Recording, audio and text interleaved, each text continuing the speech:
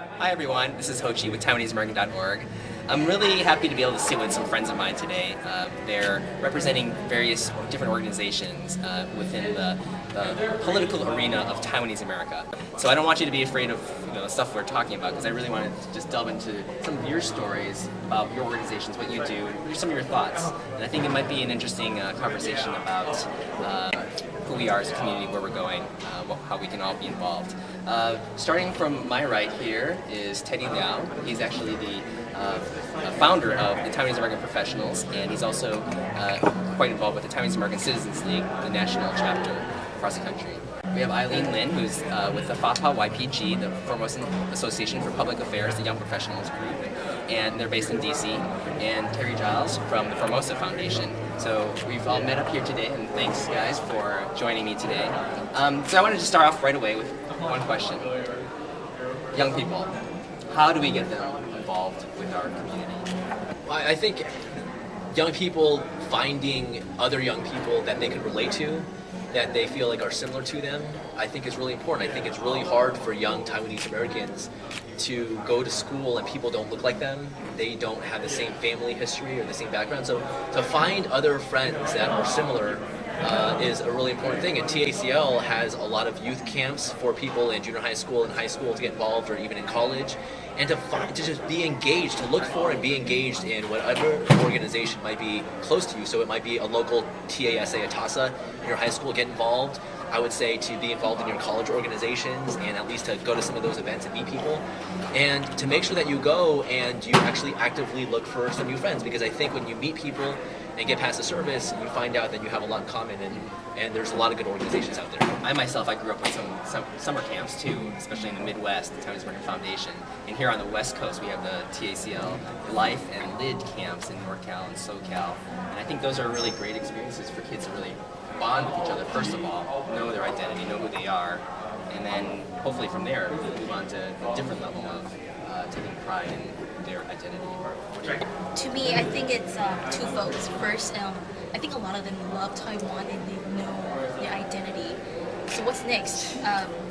They want to know how to advocate for Taiwan. So showing them the ways, some of the ways that they can do to advocate for Taiwan is important. And second is, when you're a teenager or when you're young, you don't have a lot of room to think about like what's the political future of Taiwan. So I think we have to put ourselves in their shoes to sort of think about what are some things that appeal to them, from maybe just trying to think about things that would intrigue them. I think if you work on these two perspectives, I think they'll know the way to help Taiwan, for whatever cause they believe in. Terri, tell us about your experience. And, I also want you to throw in too, because people looking at this video who don't know you and love you like we do probably wonder, what's she doing here? What's this Caucasian woman do? Why does she care and know more about Taiwan than most of us and maybe most of our audience? Okay. I worked in the Senate for 13 years, so in my little area, one of the areas that I worked in was foreign affairs. And my boss, Jay Rockefeller, had a great interest in Taiwan. He was a roommate with a Taiwanese young man a long time ago who was blacklisted.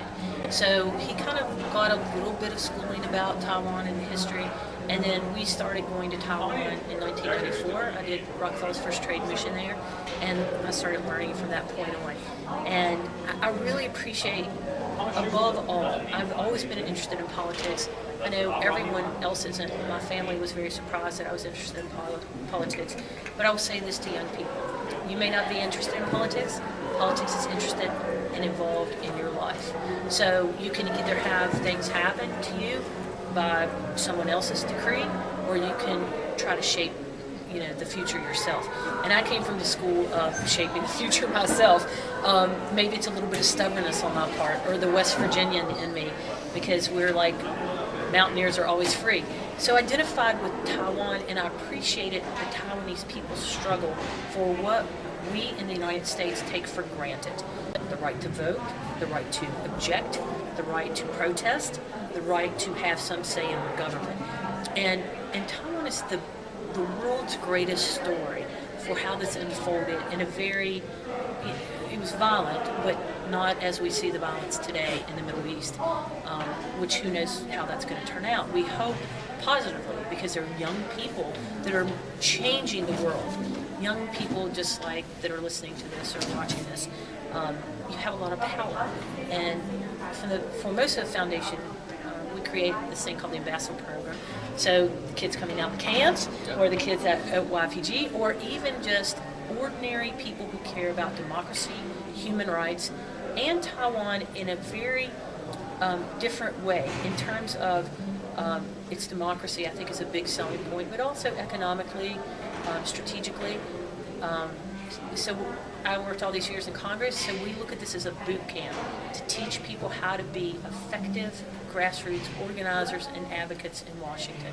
Take people from all over the country, whether they're Taiwanese or not, but you have to have this commitment to the principles that we believe in, which is democracy and freedom. We also take young people from Taiwan to say, you need to understand how America works. And we'll put you on the inside the brain of a staffer with the best people in Washington to train you. Well, I think there's a lot more resources today than ever before. I think going to websites like TaiwaneseAmerican.org, which Ho Chie you created. Thanks for the plug. It's great. It's a platform. It's a place. It's pretty much the Yahoo or Google home base of the Taiwanese American community. It's a place just to get information. I think information is powerful, and the next thing is really up to the individual. They have to say, here's 5 events that I could go to this month. Just pick one and go to it. Just go there, meet people, get started. Or wow, there's all these different TASAs, Taiwanese American Student Associations, that are starting all over California. So it'd be interesting to find one that is starting, or even start your own. And we have so many people that are willing to help you create an organization for yourself.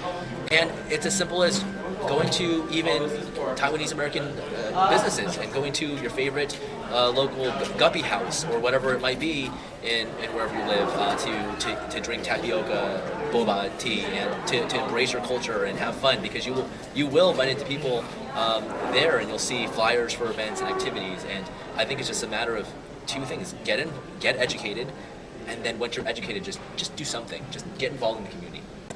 I think there are stages in life in terms of being politically active or knowing your culture. I think first step is knowing your identity, and second, know your culture. And I think the next step up is be politically active. But it is your future, and that we're talking about. How is the United States going to be, perceived in the world? How are we going to support our principles? How do we support Taiwan? Why is it in our interest? You need to be involved in these conversations. You don't want someone else making these decisions for you.